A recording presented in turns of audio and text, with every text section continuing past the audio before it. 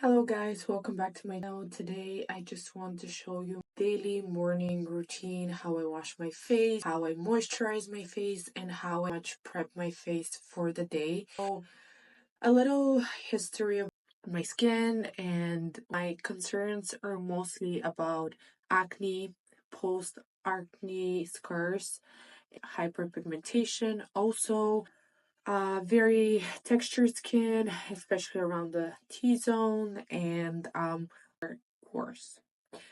So that being said, what I know in my previous videos you saw me doing my microneedling at home. This is something that I've recently started doing. First two treatment that I've got were in clinic, so I kind of like saw um like the healing process and how my skin should look like and what's normal and what's not during microneedling, like the sensation on the skin, how painful should be, and also the healing process. So I bought the Dr. Pen microneedling, but I'll do a complete different video on that, specifying on it and just explaining a little bit more in details, because I'm sure a lot of you are interested in doing that at home with just like at home microneedling device. Let's get started with cleansing my skin first. What I do in the morning is just using a gentle CeraVe cleanser. This is the hydrating cream to foam cleanser. Something very easy, nothing harsh, no actives, nothing. I usually do not use actives in the morning. What I do is just one pump of that. I like to emulsify it with water, so I would add a little bit of water and just emulsify it in my hand, and then just start cleansing my face. I've already brushed my teeth, but in a normal day, I would just clean my face and leave the cleanser while I'm brushing my teeth. But I just like to go. A lot of people are against washing their face in the morning because they say that it's unnecessary. Every wash kind of like dries out your face a little bit, and especially in the morning when you wake up, you have those good oils building up um during your sleep kind of thing. But to be honest, with me and with acne prone skins, I feel like it's better, and just keeps your acne in control. My skin is not super dry, but a little damp.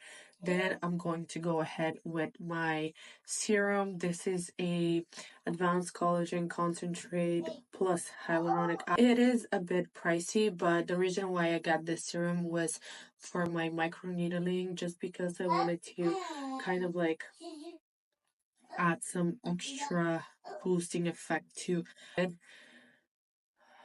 But it's actually, this one is really worth the money because I can already see a difference in my skin just by applying it. And it's just, the pH of the serum is 5.5, so it absorbs really quickly into your skin, which is a great thing. And then what I'm going to do next is apply another hyaluronic serum, and this is a bit less expensive and more affordable version. This is the Cosr X, the 6 peptide skin booster with amino acids, stuff like that, but really lightweight and very moisturizing. But I'm just going to show you my nighttime moisturizer. And mind you, not every night, because this contains salicylic acid, and I do have a love-hate relationship with salicylic acid, so I use it maybe every other night or a few times a week, but not every night. But this one is with argan stem cells. It has very soothing ingredients, but it's just the salicylic acid in there that honestly, initially when I bought it, I didn't see because it's not listed here, but it does, when I read the ingredients, it does have 0.5% salicylic acid. So I'm very careful with it. Show some love to my under under eyes. So another concern that I have is kind of like the hollowing under my eyes, and that's what I'm trying to fix with microneedling. Not sure if I will see any results, even though I am kind of starting to see after like 2 microneedling treatments under the eyes, but mind you, I'm very, very gentle around that area with the microneedling. Uh, but I just I'm already seeing some results, and I'm not uh it's not just in my head. I take pictures and I compare. So this is a recent moisturizer that I bought, and this is the Dr. Altea 147 Barrier Cream. They have another one that's called 345, and it's like I think it's like a relief cream or something like that, but this one's um more for what I'm looking for. It's really nice. I've used it twice now, and see it has this bluish color to it. But I'm just gonna. It just feels really, really nice to the skin, and I can tell it is very it's a bit thicker, so it really locks all that moisture and everything into the skin. To me, one thing I'm very happy about my skin is that I can tolerate creams like that, like thicker consistency creams. But yeah, this feels really nice. I'm just gonna give it a few minutes just to like dry it on before out. And the most important step, because SPF, your whole routine is pretty much not um you're not going to see the full benefits of your routine if you don't use SPF at the end, because the sun really depletes you from collagen. So what I'm using, so I finished this bottle of Ilia.